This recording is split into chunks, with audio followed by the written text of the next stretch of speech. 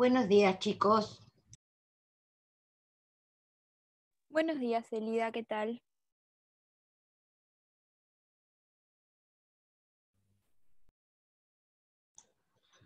Yo creo que loca como ustedes, porque es tanto y estoy medio fuera de training. Pero bueno, haremos lo imposible.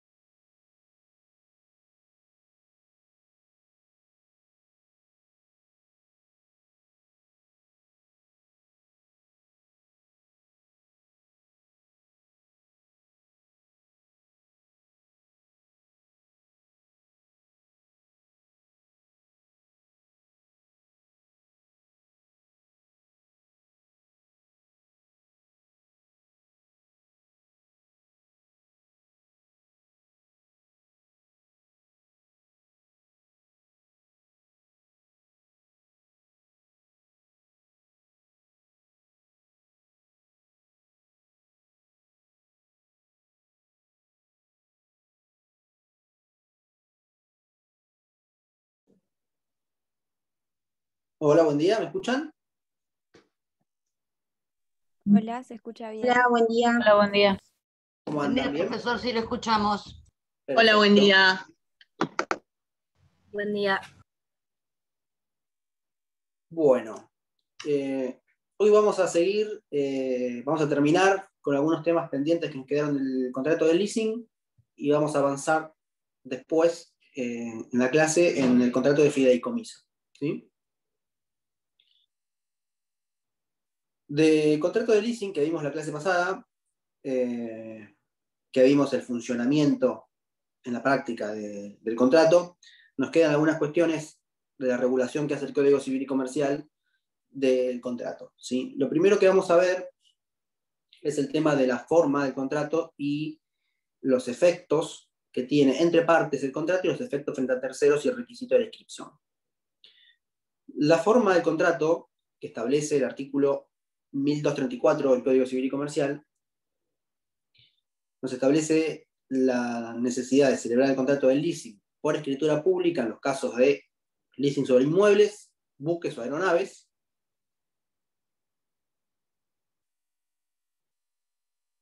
mientras que para el resto de los bienes objeto del contrato de leasing es posible celebrar el contrato mediante instrumento privado, ¿sí? Entre las partes, el contrato de leasing tiene efectos desde la celebración del contrato, ¿sí?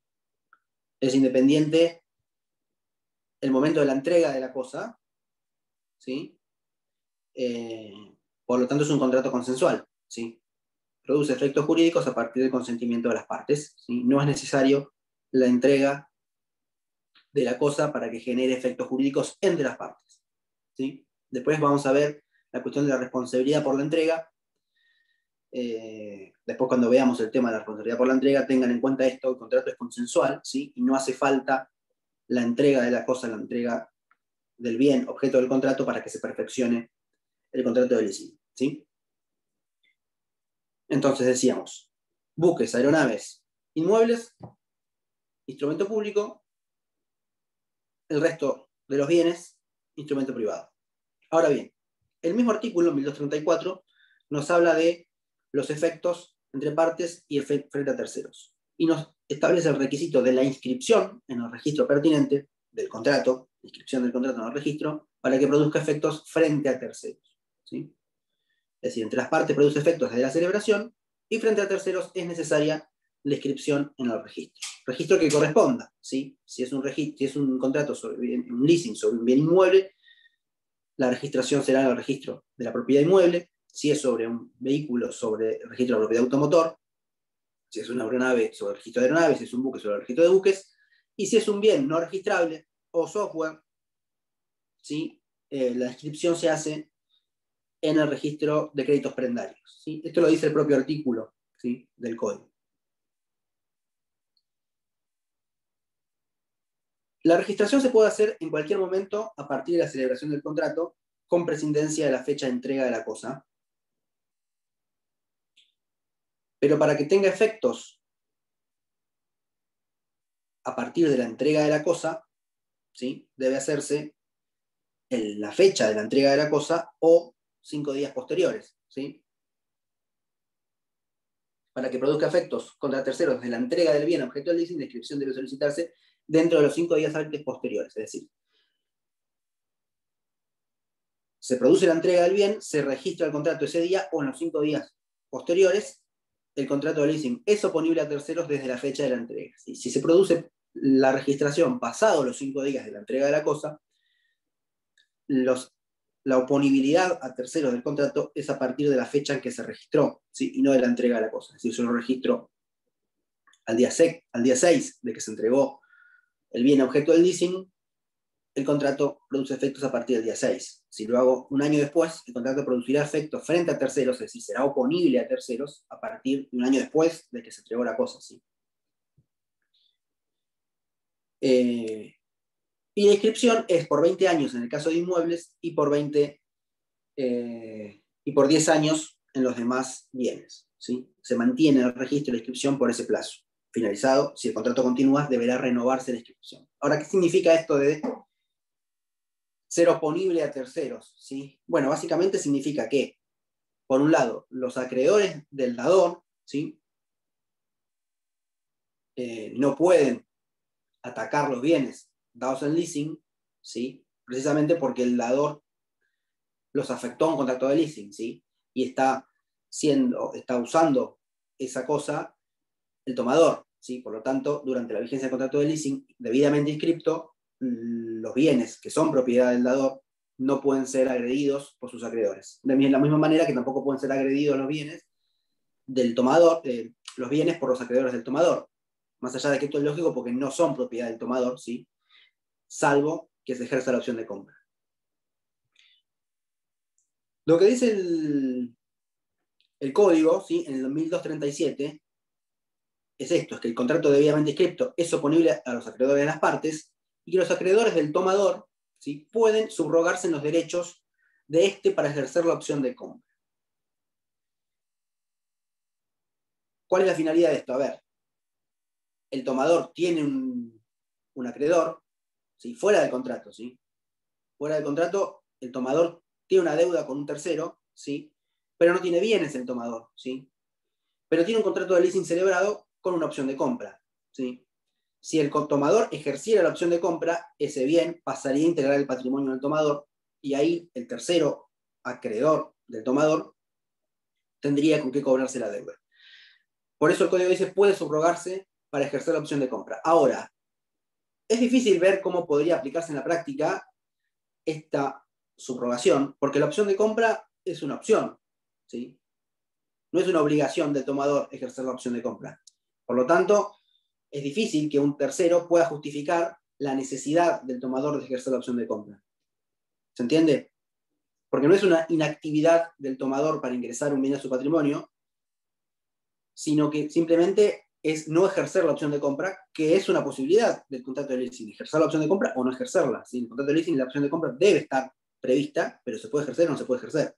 Con lo cual, es difícil ver cómo justificaría un acreedor un planteo de acción subrogatoria para obligar al tomador a ejercer la opción de compra e incorporar el bien a su patrimonio.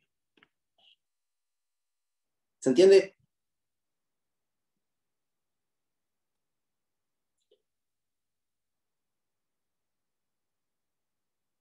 Por otro lado, dijimos que los acreedores del dador no pueden agredir los bienes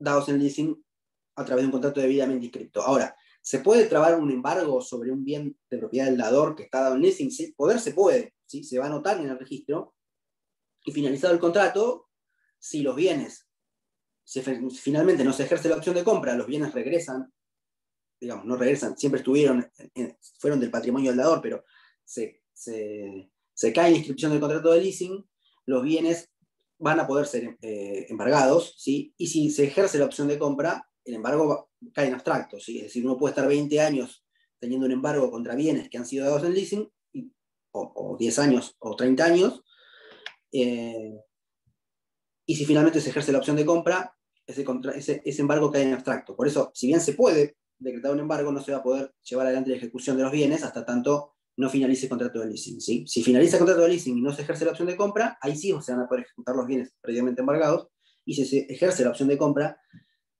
el embargo queda en abstracto y no voy a tener con qué cobrarme si el deudor es el dador de un contrato de leasing. ¿Sí? Eso en cuanto a la oponibilidad del contrato y los efectos del contrato entre las partes y entre terceros. ¿Sí? Del leasing vamos a ver dos cuestiones más que tienen que ver con la responsabilidad.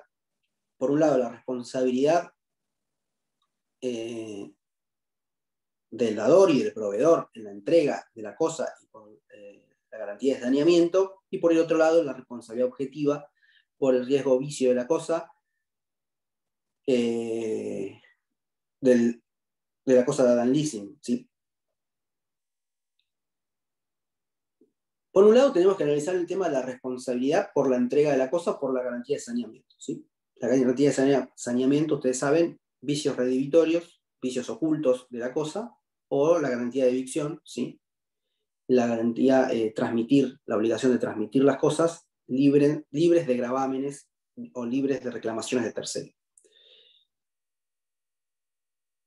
Cuando el contrato de leasing es un leasing de los que llamamos leasing operativo, ¿sí? Es decir, la propiedad de la cosa dada en leasing o del bien dado en leasing la propiedad era del dador originalmente, ¿sí? El dador responde es responsable por garantizar la entrega de la cosa, es decir, si no entrega la cosa en forma o en tiempo, el tomador tiene una acción de cumplimiento, ¿sí? Y eventualmente de daños y perjuicios contra el dador, ¿sí? Por no entregar la cosa pactada. Recordemos acá, el contrato es consensual, ¿sí? Uno se obliga a transmitir la cosa, ¿sí? Independientemente que después la transmita o no la transmita, ¿sí? Yo me obligo a transmitir la cosa, el contrato queda perfeccionado. Lo cual no quiere decir que uno empiece a pagar el canon locativo o el canon del leasing a partir de la celebración del contrato, sino que uno lo paga a partir de que recibe la cosa. Pero eso no implica que el contrato no exista desde antes. Cuando el dador se obliga a entregar la cosa y luego no lo hace, o lo hace de manera defectuosa, o lo hace fuera de plazo, el tomador tiene acciones para reclamar ese cumplimiento en forma de la entrega, y además tiene las acciones por vicios ocultos y por la garantía de evicción. Ahora, cuando el contrato es un leasing financiero, ¿sí? Donde el tomador no es originariamente el titular de los bienes que se entregan en leasing, sino que los adquiere de un tercero, ¿sí? Por indicación del tomador, acá el código nos dice que convencionalmente puede, ¿sí? Liberarse el dador de la obligación por la entrega y las obligaciones por las obligaciones de saneamiento, ¿sí? ¿Por qué? La entidad financiera que financia el contrato de leasing adquiere de un tercero, ¿sí? un vehículo para entregar al tomador. Ahora bien, por un incumplimiento del tercero, del proveedor, ¿sí? O el bien es defectuoso, o el bien no se entrega, o el bien no es el bien que se compró, que se pidió, o el bien no es entregado en plazo, por ejemplo. Aquí, por los principios generales, digamos, el tomador tendría derecho a reclamar tanto al proveedor como a su dador en el contrato de leasing, pero el código nos dice que convencionalmente las partes pueden dispensar al dador de la responsabilidad por la entrega de la cosa, ¿sí?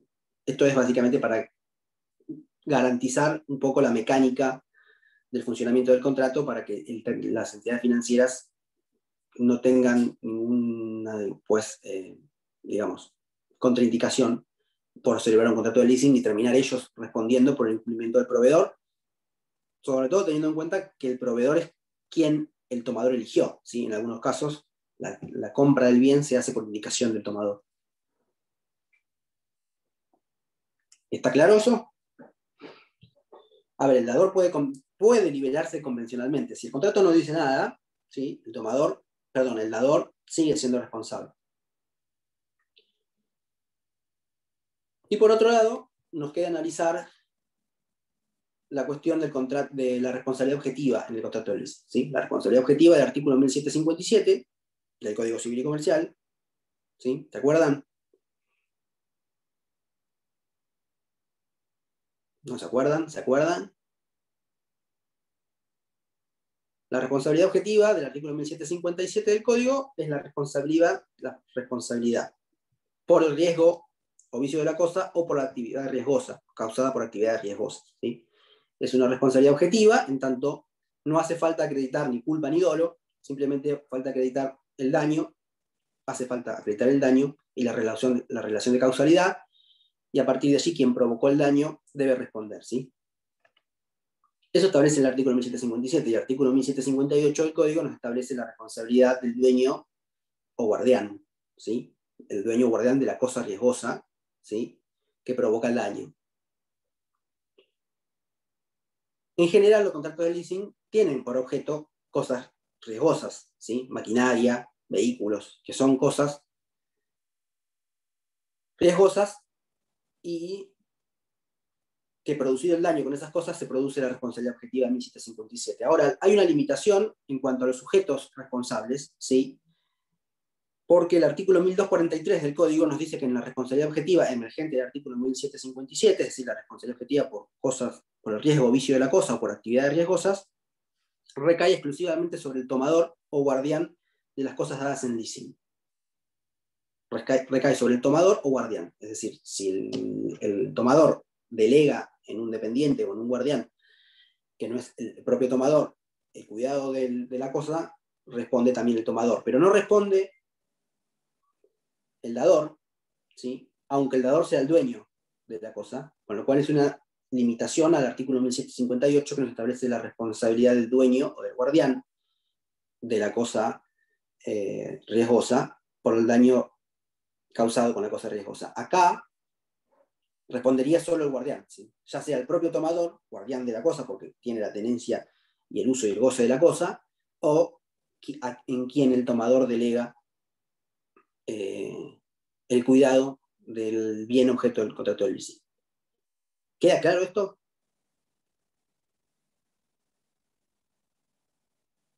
¿Sí? Sí, profe. Bien. Entonces, si no tienen ninguna pregunta más sobre el contrato de leasing, vamos a pasar al contrato de fideicomiso.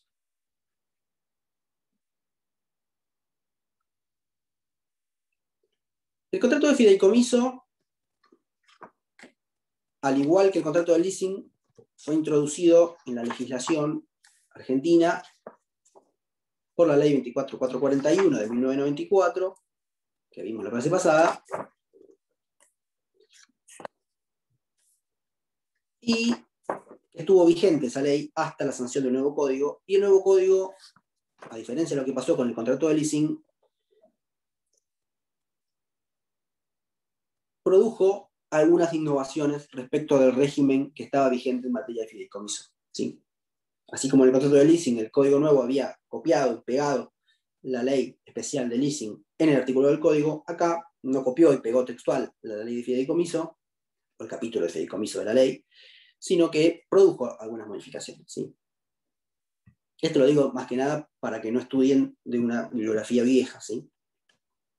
Con lo cual acá sí o sí vamos a tener que estudiar, más allá de que la figura, ¿sí? Los antecedentes históricos, la naturaleza jurídica de la figura, por supuesto eso se mantiene, sí vamos a tener que estudiar con alguna bibliografía posterior a la sanción del Código Civil y Comercial del 2015. ¿Qué es el contrato de fideicomiso? A partir del artículo 1666 del Código aparece la regulación del contrato de fideicomiso y el primer artículo, el 1666, nos dice que hay contrato de fideicomiso cuando una persona, cuando una parte, llamada fiduciante, ¿sí? Fiduciante, transmite o se compromete a transmitir la propiedad de bienes a otra persona o a otra parte denominada fiduciario. ¿Sí? Vayan anotando, fiduciante, fiduciario, quien se obliga a ejercerla en beneficio de un beneficiario, anoten beneficiario,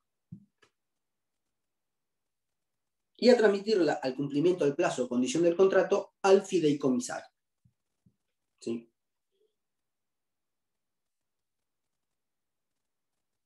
¿Qué tiene de característico? A ver, la definición mucho no nos dice, ¿sí? Más allá de aportarnos los sujetos del contrato. ¿Qué tiene de característico del contrato? Que esa propiedad que se transmite, ¿sí? Porque el artículo dice, se compromete a transmitir o transmite la propiedad de un bien, ¿sí? Pero esa propiedad que se transmite tiene una característica que es una propiedad fiduciaria, ¿sí? ¿Qué significa que sea una propiedad fiduciaria? Significa que no es una propiedad, un derecho de propiedad absoluto, ¿sí? Si fuera el caso de cosas, ¿sí? Hablaríamos de un dominio, ¿sí? Pero como el objeto del contrato no solo son cosas, sino que también son bienes intangibles, se habla de propiedad en sentido genérico, de propiedad fiduciaria, pero para que ustedes lo entiendan mejor, lo vamos a aplicar al caso del dominio, ¿sí? Del derecho real de dominio. En el caso de que el objeto del fideicomiso sean bienes, ¿sí? Sean cosas, no se estaría transmitiendo un dominio, ¿sí? Tal y cual ustedes lo conocen, el dominio como un derecho absoluto, sino un dominio fiduciario, que es un derecho que tiene limitaciones. La principal limitación que tiene ese derecho, ese dominio fiduciario, es la limitación temporal, ¿sí? Uno cuando adquiere el dominio de un inmueble lo adquiere para toda la vida, más allá de que después uno lo pueda vender o donar o hacer lo que quiera. Cuando adquiere un dominio fiduciario, lo adquiere por un plazo, ¿sí? Es decir, que ya pierde ese dominio el carácter absoluto, ¿sí? Si fuera un bien que no es una cosa, ¿sí?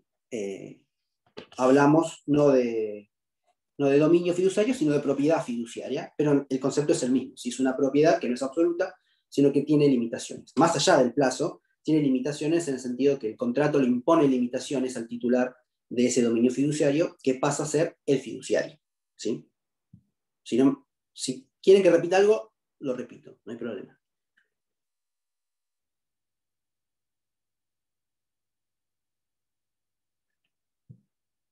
Ese dominio fiduciario o esa propiedad fiduciaria, ¿sí? Que es transmitida del fiduciante al fiduciario, genera lo que se llama un patrimonio de afectación, ¿sí?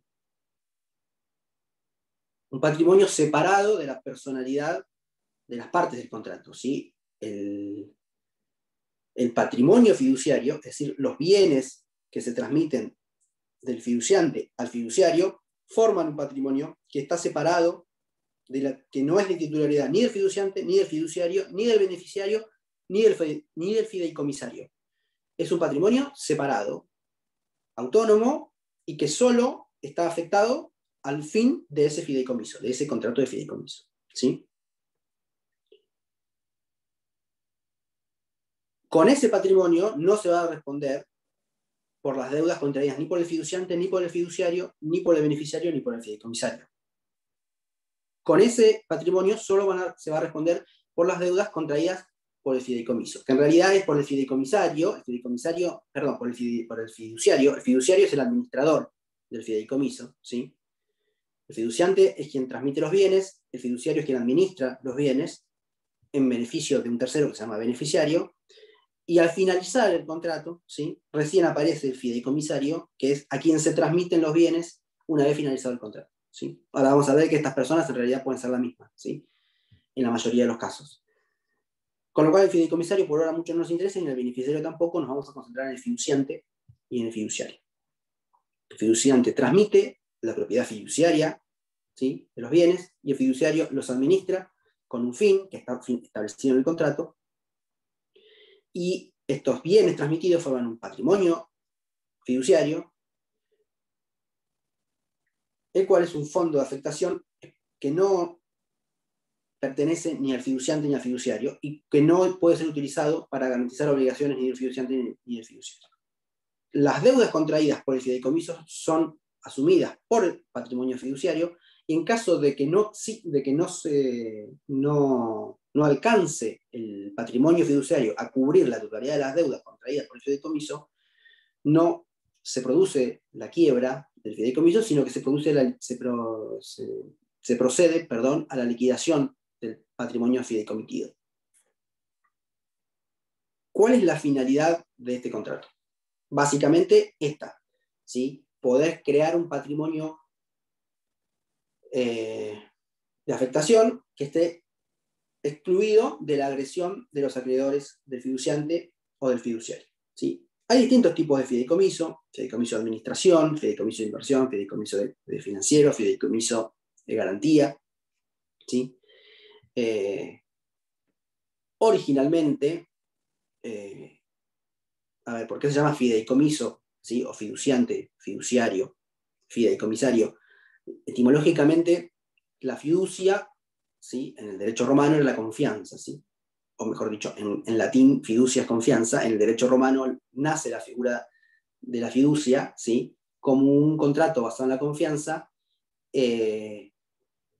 y se utilizaba más que nada para transmitir un patrimonio a un administrador, ¿sí?, a un fiduciario, para que administrara el fondo en ausencia del titular, por ejemplo, cuando emprendía un viaje largo, ¿sí?, y al regreso de ese viaje se devolvía el patrimonio que había sido administrado durante lo que había durado el viaje por ese fiduciario. Y era un contrato que era basado en la confianza, porque uno le dejaba su patrimonio o parte de su patrimonio para que lo administre una persona en la que tenía mucha confianza, ¿sí?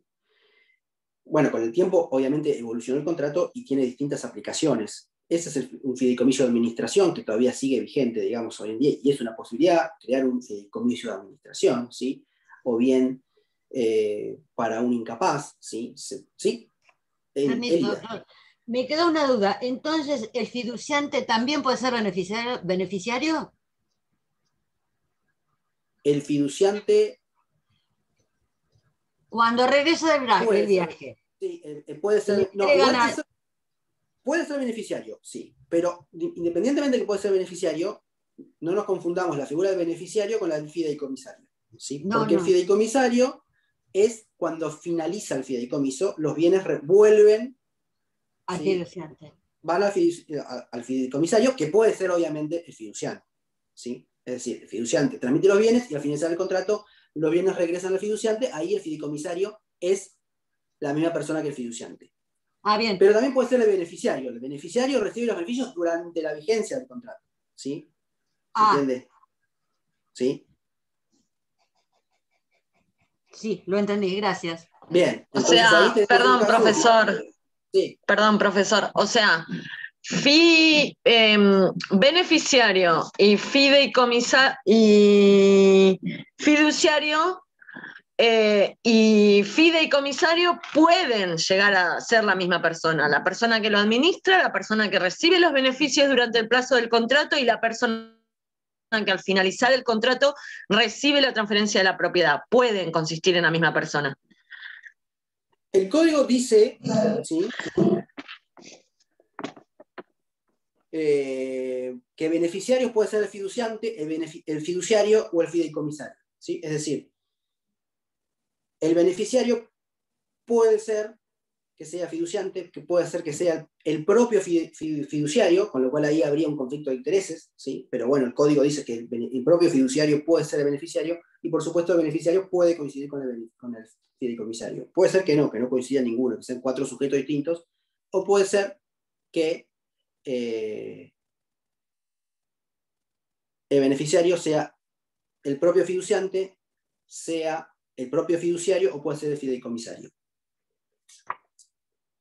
Lo que no puede suceder, ¿sí?, es que sea fideicomisario el fiduciario. Porque eso lo establece el artículo 1672, que es el que nos habla de fideicomisario, ¿sí? Ni tampoco puede ser... O sea, el fiduciario no puede ser fideicomisario. La persona que en definitiva va a recibir la propiedad con todo el derecho de propiedad no puede ser la persona que en su momento lo administre. Correcto. Ni tampoco puede ser el fiduciario el fiduciante. ¿Se entiende? El fiduciante no se puede transmitir a sí mismo los bienes para administrarlo. Es decir, beneficiario puede ser cualquiera de los tres, fiduciante, el propio fiduciario, más allá del conflicto de intereses, y el fideicomisario, ¿sí? Fideicomisario puede ser el beneficiario y puede ser el propio fiduciante, pero no puede ser el fiduciario, ¿sí? Y fiduciario no puede ser el fiduciante, no puede ser el fideicomisario, con lo cual la única posibilidad es que sea o un tercero o el beneficiario, ¿sí? Pero ni el fiduciante ni el fiduciario. Eso está en los 3 artículos que nos hablan de los sujetos del contrato, ¿sí? Sujetos, que por otro lado hay una discusión doctrinaria en cuanto a si todos son parte del contrato o no. El código no lo aclara, ¿sí? En la ley anterior la doctrina se inclinaba por decir que partes del contrato eran el fiduciante y el fiduciario, y que el beneficiario y el fideicomisario eran terceros legitimados o terceros interesados en el contrato. El código habla de sujetos, ¿sí? No habla de partes, pero en la práctica mucho no cambia, ¿sí? Si son partes o no son partes. Lo importante es saber que hay 4 sujetos en el contrato, ¿sí? Fiduciante, fiduciario, beneficiario y fideicomisario. ¿Cuál es el rol que tiene cada uno en la ejecución del contrato? Y esto de la cuestión de la identidad de sujetos, si, por ejemplo, el beneficiario puede ser o no puede ser el fiduciario, si el fiduciante puede o no ser el fiduciario o el beneficiario o el fideicomisario, etcétera, etcétera, que por ahí es medio trabalenguas, pero si uno entiende bien cómo funciona el contrato, sale por lógica, digamos, ¿sí? Más allá, la única observación que por ahí resulta un poco irrazonable, la solución que da el código, es que el beneficiario pueda ser fiduciario, ¿sí? Porque ahí sí podría haber un conflicto de intereses.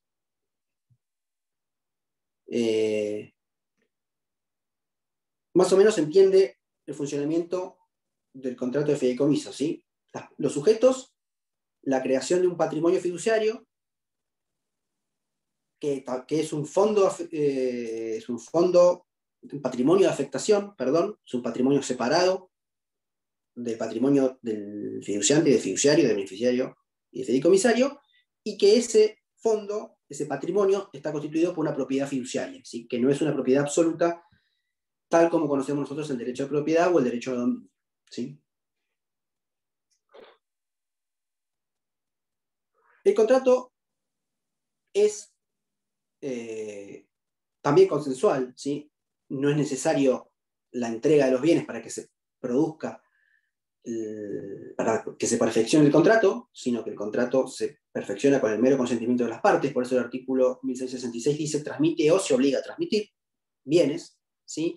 Y el contrato se presume oneroso, ¿sí? Puede ser oneroso o puede ser gratuito, porque puede ser que el fiduciario actúe sin percibir ninguna retribución, pero si nada se pacta en el contrato se presume oneroso y se le debe al fiduciario una retribución por la función que cumple de administrar el fondo fiduciario, ¿sí? En cuanto a la forma del contrato,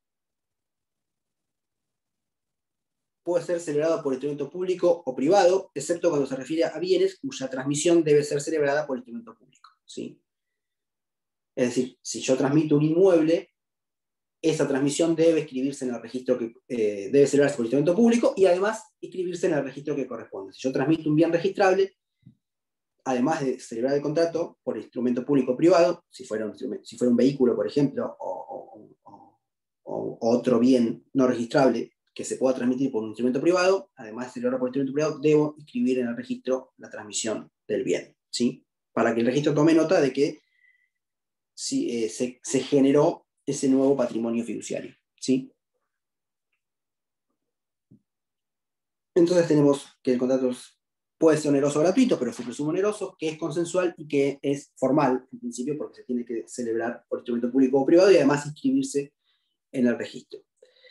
¿Y cuál debe ser el contenido del contrato? Que es el artículo 1667. El artículo 1667 nos dice lo siguiente. El contrato debe contener la individualización de los bienes objeto del contrato. En caso de no resultar posible tal individualización, a la fecha de celebración del fideicomiso, debe constar la descripción de los requisitos o características que deben reunir los mismos. Es decir, debe el contrato decir cuáles son los bienes que se transmiten y en caso de que no se puedan identificar o individualizar en el momento de la celebración, sí, por lo menos, constar la descripción de los requisitos y características que deben reunir los mismos bienes, ¿sí? El inciso B nos dice que debe constar en el contrato la determinación del modo en que otros bienes pueden ser incorporados al fideicomiso en su caso. Es decir, el fideicomiso es dinámico. Se transmite un patrimonio, determinados bienes que luego conforman un patrimonio fiduciario al inicio del contrato, pero a lo largo de la vida del contrato se pueden ir incorporando más bienes, ¿sí? El fideicomiso es un contrato que dura muchos años, ¿sí? Y es un contrato dinámico, ¿sí? Se pueden ir incorporando muchos bienes, porque además se pueden enajenar bienes del patrimonio. Ahora lo vamos a ver bien cuáles son las facultades del fiduciario, ¿sí? Pero adelanto una de ellas, si está previsto en el contrato, puede enajenar incluso bienes del patrimonio fiduciario, bien digo, ¿sí? El inciso C nos dice que el plazo o condición a que se sujeta la propiedad fiduciaria, ¿sí? El plazo del contrato debe estar establecido en el contrato. La ley nos establece que el plazo máximo del contrato son 30 años, ¿sí? Y si se estableciera por un plazo mayor, debe entenderse que el contrato finaliza a los 30 años, ¿sí? Por eso digo, durante 30 años pueden pasar muchas cosas en la vida del fideicomiso, se pueden incorporar nuevos bienes y se pueden enajenar por parte del fiduciario bienes que forman parte del patrimonio fiduciario. Luego nos establece que el inciso D del 1667 como elemento que debe formar parte del contrato, la identificación del beneficiario o la manera de determinarlo, ¿sí? Básicamente debe decir quién es el beneficiario, o en todo caso la manera de determinarlo. El destino de los bienes a la finalización del fideicomiso, con indicación del fideicomisario a quien deben transmitirse o la manera de determinarlo también, ¿sí? Es decir, debe decir quién es el beneficiario, porque el contrato se celebra entre fiduciante y fiduciario. El contrato debe decir quién es el beneficiario y debe decir quién es el fideicomisario o la manera de determinarlo. El código dice que si no está determinado el fideicomisario en el contrato, los bienes vuelven al fiduciante. Es decir, que por defecto el fiduciante es el fideicomisario, más allá de que expresamente se pueda plantear que el fiduciante es el fideicomisario. Pero aún cuando no se dijera expresamente, por defecto, digamos, la ley prevé que en caso de que no haya designado fideicomisario, los bienes vuelven al fiduciante, ¿sí? Si el fideicomisario no es el fiduciante, hay que establecerlo en el contrato, ¿sí? Y si se quiere, aunque sea el propio fiduciante, pero se quiere plasmar en el contrato, por supuesto se puede plasmar. Y el inciso F nos dice que los derechos y obligaciones del fiduciario y el modo de sustituirlo si cesan sus funciones. Es decir, el fiduciario se puede sustituir a lo largo de la vigencia del contrato. Así que tiene un plazo máximo, reitero, de 30 años.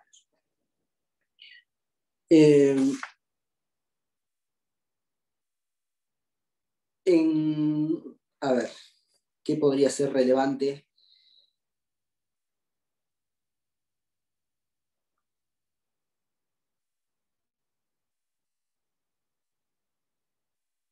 La cuestión de las facultades del fiduciario.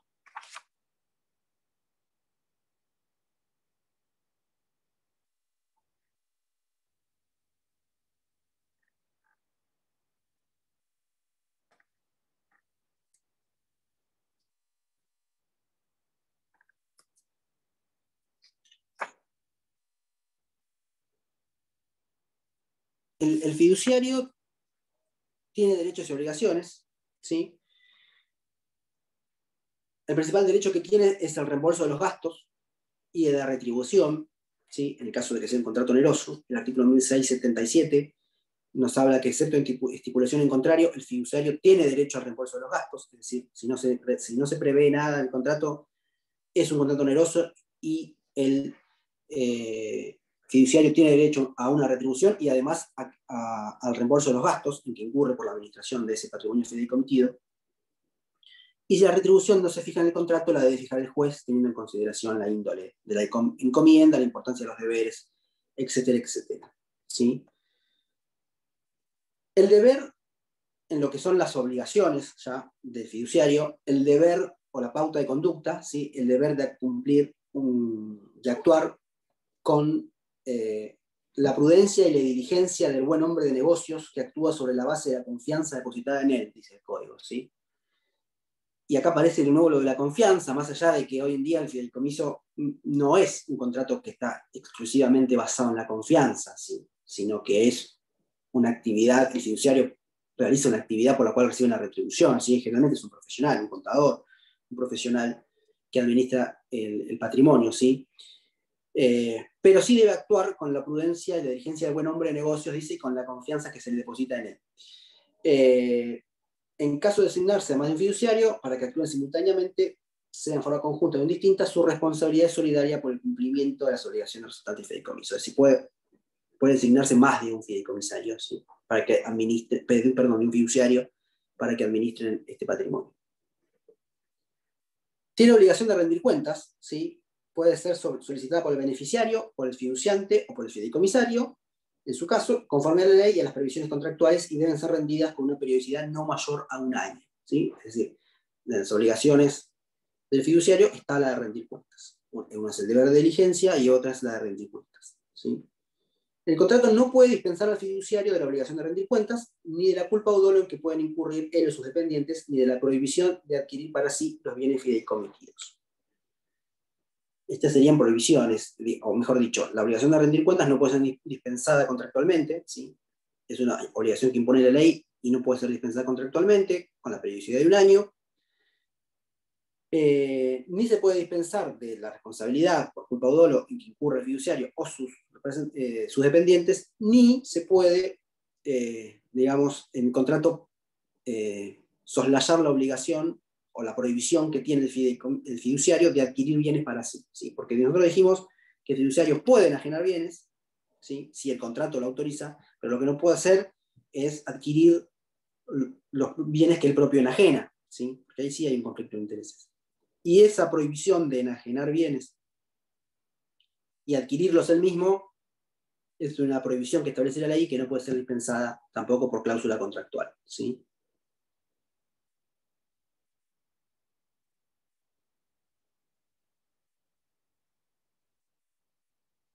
Extinción del contrato.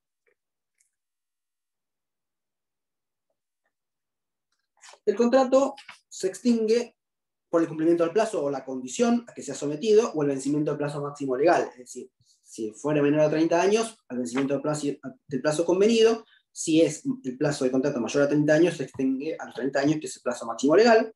O cuando se cumple la condición, si es que el fideicomiso se fue, el plazo del fideicomiso, del contrato de fideicomiso, queda sujeto a alguna condición. Por ejemplo, cuando puede ser que la condición sea cuando se cumpla la mayoría de edad del beneficiario, ¿sí? Puede ser que se establezca un fideicomiso para que se administren los bienes de propiedad de un menor de edad, ¿sí? Y que se los administre el fiduciario durante sea menor de edad esta persona, y cuando la persona adquiera la mayoría de edad, se cumple la condición y se extingue el contrato de fideicomiso, y los bienes van a parar a quien adquiere la mayoría de edad, ¿sí? O no, o al fiduciante. Puede ser que el fiduciante sea el padre y establezca que se administre el patrimonio fiduciario para su hijo mientras sea menor de edad, pero cuando el hijo adquiere la mayoría de edad, los bienes vuelven al padre y el hijo irá por su vida, ¿sí? Pero sí puede estar sometido a una condición el plazo del contrato. O mejor dicho, a una condición, no a un plazo, sino a una condición. Otra posibilidad de extinción es la revocación del fiduciante, si se ha reservado expresamente esa facultad, ¿sí? Es decir, para que el fiduciante pueda revocar el contrato, debe estar establecido en el contrato que el fiduciante puede revocar el contrato. Si el contrato no está establecido esta facultad, no se puede revocar hasta tanto se cumple el plazo de la condición.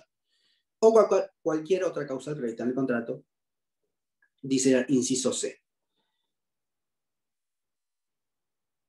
Producida la extinción del fideicomiso, el fiduciario estará obligado a entregar los bienes fideicomitidos al fideicomisario o a sus sucesores, a otorgar los instrumentos y a contribuir a las inscripciones registrales que correspondan. Pareciera que cuando se termina el contrato de fideicomiso, ¿sí?, y los bienes vuelven al fideicomisario, el mundo se acabó, ¿sí? El código, tampoco lo hacía la ley anterior, no prevé soluciones para el caso de que persistan controversias o reclamos derivados de la administración del fideicomiso, más allá de que se extinguió el fideicomiso, ¿sí? ¿A quién le reclamo yo una vez que se extinguió el fideicomiso?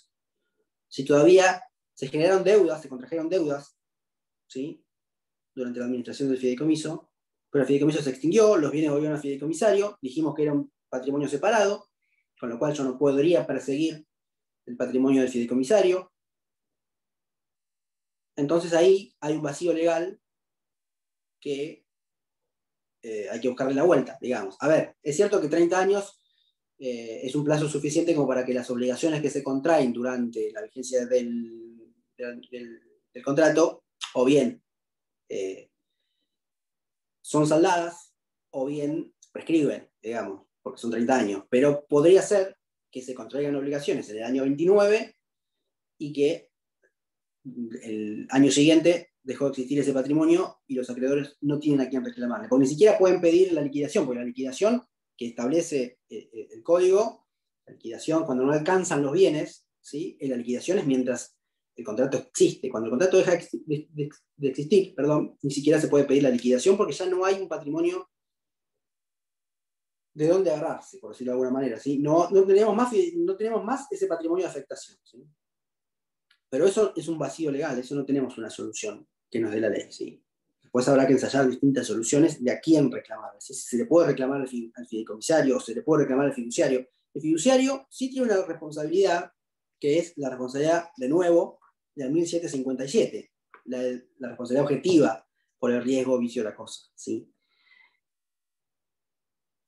El artículo 1685 nos establece la obligación del fiduciario de contratar un seguro, ¿sí?, contra la responsabilidad civil que cubra los daños causados por las cosas objeto del fideicomiso, ¿sí? Si el fiduciario no contrata ese seguro, o contrata un seguro por un monto que no alcanza a cubrir los daños, ¿sí?, responde personalmente, ¿sí?, por los daños causados en los términos de 1757 con los bienes objeto del contrato de fideicomiso. Es la única, digamos, excepción a la separación del patrimonio. El fiduciario no responde personalmente por las deudas contraídas por el fideicomiso, pero sí responde personalmente por los daños derivados en los términos del artículo 1757 del contrato, siempre y cuando no haya cumplido con su deber de contratar el seguro o haya cumplido un seguro de manera, digamos, un seguro que no cubre los daños producidos. En ese caso sí responde el fiduciario, y en ese caso sí respondería el fiduciario incluso una vez finalizado el contrato, ¿sí? Pero ese es el único supuesto. Ahora, por una deuda dineraria, ¿sí?, no una deuda derivada de una obligación de indemnizar un daño, no tendríamos quien responde una vez que se extingue el fideicomiso, ¿sí? Por eso hay que tener cuidado al contratar con un fideicomiso el tema del plazo, ¿sí? Saber que tiene un plazo y cuando se termina, ¿sí? Entonces uno puede exigir el cumplimiento mientras dure el contrato. Si el fideicomiso se le venció el plazo, uno no tiene a quién reclamarle. O no tiene en principio a quién reclamarle, habría que idear a ver a quién de todos estos sujetos que forman parte del contrato se puede perseguir, ¿sí? Y luego, muy brevemente, porque obviamente no lo vamos a llegar a desarrollar hoy, la cuestión del fideicomiso financiero, que tiene su complejidad aparte, ¿sí? Si llegamos a tener una clase más, lo veremos con mayor detalle.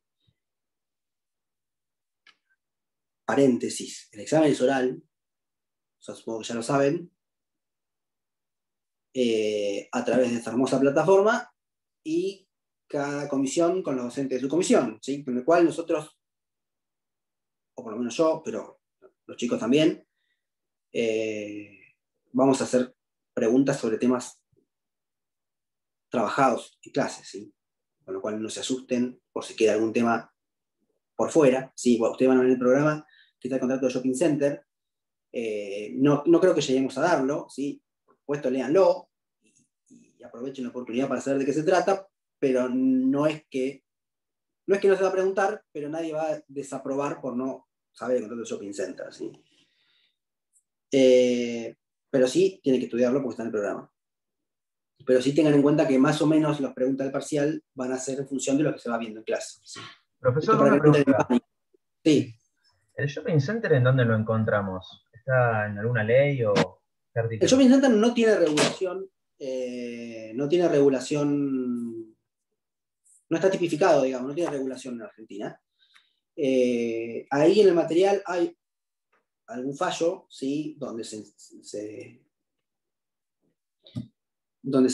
delinea o delinea la naturaleza jurídica del contrato de shopping center, que es un contrato conexo, ¿sí? que implica una locación, pero que además implica el contrato. A ver, las distintas. El shopping center puede ser.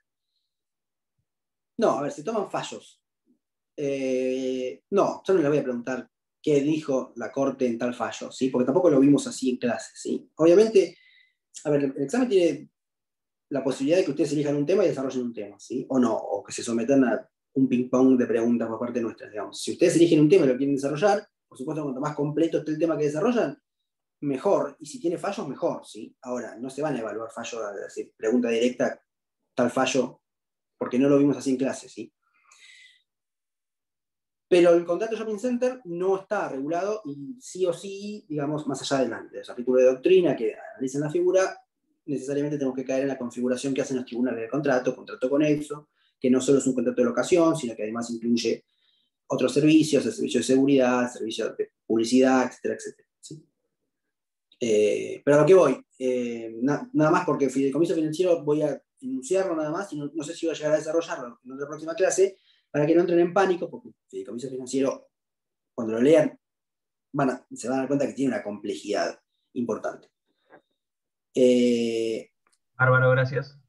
Por ahora, ¿qué nos interesa saber del fideicomiso financiero para ingresar al análisis de la figura, ¿sí? No para agotar el análisis? Dos cosas. Uno, los sujetos, el fiduciante, mejor dicho, el sujeto fiduciante, debe ser, sí o sí, una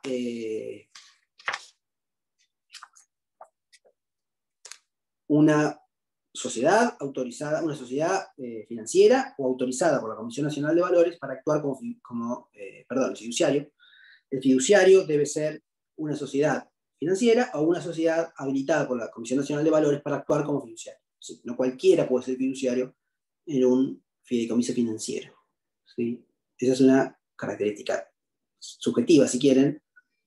Se rinde, ¿qué dice? Se rinde oral. Perdón, se puede preparar un tema como contrato fiduciario. Se rinde individual, ¿sí? No en grupos. Sí se puede preparar un tema, ¿sí? Pero si se preparan un tema, tengan en cuenta que lo tienen que saber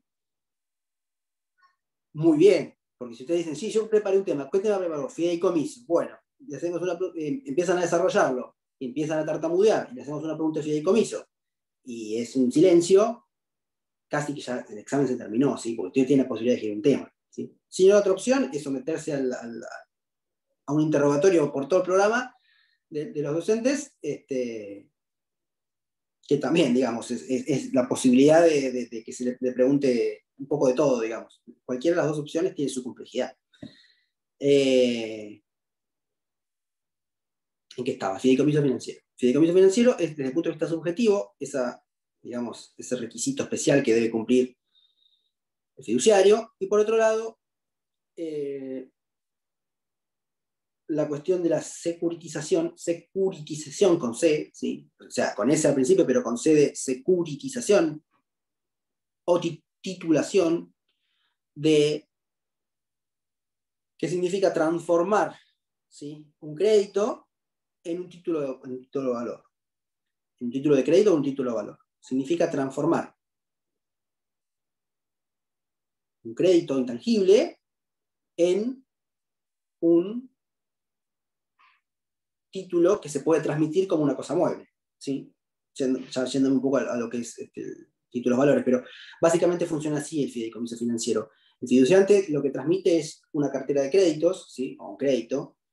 Ese crédito es un derecho a cobrar una determinada cantidad de dinero, ¿sí?, pero es un derecho a cobrarlo, ¿sí? Yo no tengo ese dinero disponible, tengo el derecho a cobrarlo. Por eso cuando decía propiedad fiduciaria y no dominio fiduciario, porque el dominio fiduciario es si se transmiten cosas. Cuando yo transmito créditos, ¿sí?, yo tengo la propiedad de un crédito, pero no tengo dominio sobre un crédito, ¿sí? No tengo un derecho real de dominio sobre un crédito, pero sí tengo la propiedad de un crédito, soy propiedad fiduciaria de ese crédito. Yo ese crédito, que es una expectativa a cobrar, lo transformo a través de la securitización en un título valor que yo salgo a ofrecer al mercado financiero, ¿sí?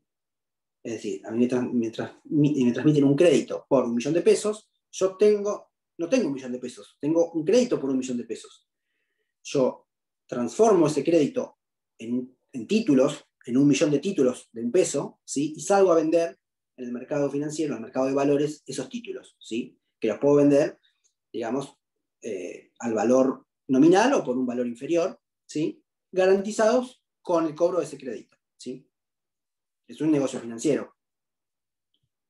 Yo supongo que de ese crédito que tengo por 1 millón de pesos, algo de ese 1 millón de pesos voy a cobrar y con eso poder garantizar el pago de los títulos que yo emití y que luego de que yo los vendí en el mercado, en algún momento voy a tener que pagarlos, ¿sí?, en el futuro. ¿Se entiende la operatoria? Tengo un crédito, necesito liquidez, transformo los créditos a través del proceso de securitización o titulización en títulos, salgo a vender los títulos, recibo el cash y cuando vencen esos títulos los pago, ¿sí?, con más el interés, pero los pago con lo que recibí, más allá del interés por el uso del dinero, con, digamos, los garantizo, con el cobro de los créditos, que en un principio yo no tenía, pero que en el transcurso del tiempo logré cobrar, ¿sí? ¿Se entiende? La operatoria. ¿Sí o no? Más o menos. A ver, Díaz Marcela. Levanta la mano. Que me faltaría afinar un poco con el código, lo que usted me está transmitiendo. Ya lo leí todo esto. Está previsto en el código. Quedaría un poco de duda. Lo que pasa es que el código Me quedó claro de que se trata de título del financiero, está muy claro que fideicomisos financieros, está claro que se trata de título y no de una propiedad fiduciaria o un dominio fiduciario. Se trata de títulos, o sea, usted me estaba explicando que era de 1 millón de pesos, en este caso. En realidad, lo uno que se puede transmite, estar negociando. perdón, Sí. Lo que transmite el fiduciante al fiduciario son créditos, ¿sí? Créditos, eso. Créditos. O sea que Que se el transmite fiduciario créditos. transforma en títulos valores, ¿sí? Certificados de deuda, Créditos ¿sí? Certificados de participación, certificados de participación. Sería parecido a lo que es una acción, ¿sí? Pero la acción la emite unas sociedades anónimas. En este caso, el fideicomiso emite certificados de participación en el fideicomiso, ¿sí? Esos certificados... Certificado de participación. Pasa que el código lo regula en 3 artículos muy brevemente, en realidad después hay toda una reglamentación administrativa de la Comisión Nacional de Valores, etcétera, etcétera, ¿sí? Por eso es algo muy técnico y bastante complicado de entenderlo en una primera aproximación, pero para que se vayan con algún contenido, tratamos de esbozar la figura en función de lo poco que dice el código. Una pregunta, profesor. Sí. En el fideicomiso común, cuando se transfiere ese patrimonio de fideicomiso, ¿puede haber créditos en el mismo? ¿Eso lo transforma en financiero? No. No. Porque lo que lo transforma en financiero es que yo transforme los títulos, que transforme los créditos en títulos. Si yo me transfieren créditos, pero yo con esos créditos el patrimonio sigue constituido por créditos, eventualmente luego los créditos se cobran e ingresa el dinero, o esos créditos se ceden, ¿sí? Y vendo los créditos y recibo dinero por ceder los créditos, sigue siendo un fideicomiso, digamos, no financiero, un fideicomiso de administración, ¿sí? Ok, gracias. ¿Se entiende? Si no se entiende. Se entiende que que esté conformado el patrimonio por créditos no alcanza para que sea un fideicomiso financiero. Lo que convierte al fideicomiso en financiero, y más allá de que el fiduciario debe ser una sociedad autorizada, es el proceso de titulización o securitización, ¿sí? Que yo los créditos los transformo en títulos valores, en certificado de participación, que yo esos certificados de participación los salgo a emitir a un mercado para financiarme, ¿sí? Es decir, yo no tengo nada, compro, me transfieren créditos, ¿sí? Pero yo con esos créditos no hago nada, porque yo necesito liquidez, entonces los transformo en títulos, en certificado de participación, se llaman, ¿sí? Son títulos, y los salgo a vender al mercado de valores, ¿sí? Los ofrezco al mercado de valores y inversores los compran, obviamente los compran y con la expectativa de que después recuperar, ganar un interés por esa inversión que están haciendo, ¿sí? Y yo, esta operatoria, la financio con los créditos que recibí, que no los tengo, pero que sí me sirven para garantizar la operatoria. ¿Se entiende? Sí.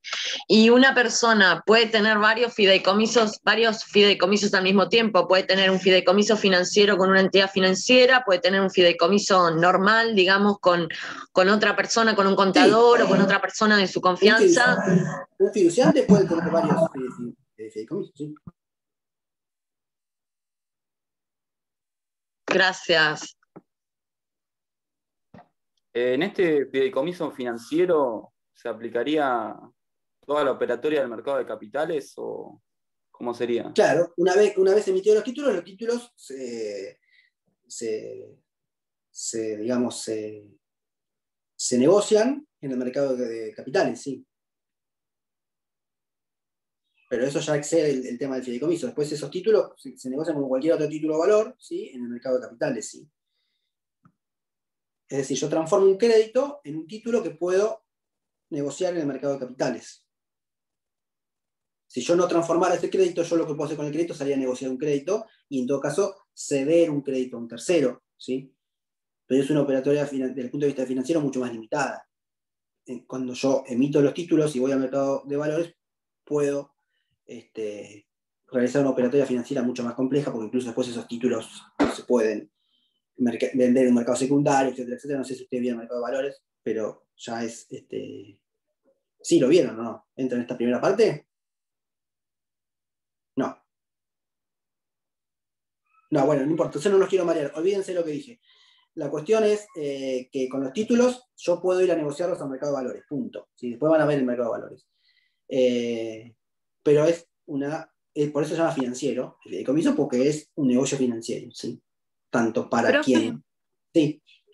Perdón, tengo una duda. Me Sí. confundí con el tema de, o sea, el fiduciario acá sería la entidad esa financiera que va... Correcto. Y los beneficiarios, o sea, los que tienen el título. ¿Y quién es el fideicomisario? O sea, ¿quién sería el fideicomisario? Es el que selecciona en el contrato, seguramente va a ser el propio fiduciario. Ah, está bien, claro. Sería como en el caso anterior, o sea, menos el fiduciario cualquiera, igual que en el caso, en el fideicomiso común. ¿Sería así? Sí, los beneficiarios no van a ser, porque no van a ser, claramente no van a ser los beneficiarios, que son los titulares de los distintos títulos, ¿sí? En el fideicomiso financiero, si bien se puede pactar que sea otra persona, ¿sí? Sí. Porque puede ser el beneficiario, puede ser el fiduciante, pero puede ser un tercero también. Pero en general es el fiduciante, ¿sí? Está bien. Bueno, gracias. De nada. ¿Alguna pregunta más? ¿No? Bueno, entonces terminamos por hoy. A ver, ¿sí? Puede ser, a veces los bancos constituyen fideicomisos. Puede ser para el cobro de deudas. ¿Constituyen o para qué los constituyen los bancos? Fideicomisos. Correcto. A ver, los bancos, cuando tienen una cartera de créditos con mucha deuda, ¿sí? A los bancos le deben, muchos deudores le deben mucho dinero, venden o transmiten, ¿sí? Esos créditos a un fondo, pero lo que pasa es que eso no necesariamente es un fideicomiso financiero, porque también puede ser que sea un mecanismo de factoring, ¿sí? Donde se transmiten, que el factoring sí lo vieron, ¿o no? Bancario no vieron ustedes en esta parte, ¿o sí? Sí, Con Nahuel. algunos contratos bancarios sí, pero no me acuerdo del factoring. Bueno, factoring no, bueno, no importa. También se puede, a ver, no importa. No los quiero marear, no importa. Sí, los bancos pueden generar un fideicomiso porque transmiten los créditos que tiene el banco contra los deudores, ¿sí? Y realizar la operatoria esta de salir a colocar títulos en el mercado de valores, ¿sí?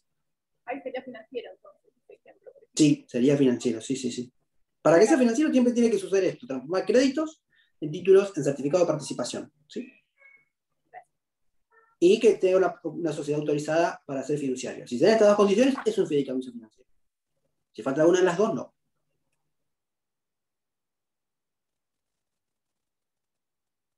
Bueno, entonces ahora sí terminamos. Yo calculo que alguna clase más podría llegar a tener, pero no tenemos muchas opciones de días, así que quizás no tenga más clases yo. Porque bueno, la semana que viene, el examen, ¿qué cae? 30. ¿Qué día cae? El viernes que viene ese, no, el otro. Por eso, el jueves seguramente no van a tener clase, ¿sí? Ustedes tienen clase igual, tienen lunes y martes. Bueno, lunes y martes de la semana que viene quedaría mañana, este viernes, lunes y martes, ¿sí? Así que vamos a ver cómo nos acomodamos. Una pregunta, el examen es en horario de clase, ¿cierto? El examen no, porque es oral, entonces se va a extender durante toda la jornada casi, ¿sí? Quizás empecemos más temprano y terminemos mucho más tarde, por supuesto. Ok. Les vamos a avisar con anticipación a qué horario, digamos, tiene que rendir cada uno. Generalmente dividimos en dos grupos para hacer una mañana o una tarde. Buenísimo, gracias, profe. Listo, nos vemos. Gracias, profe, nos vemos. Muchas gracias, profe. Chao, Chao, gracias. Profe, hasta luego. Chao.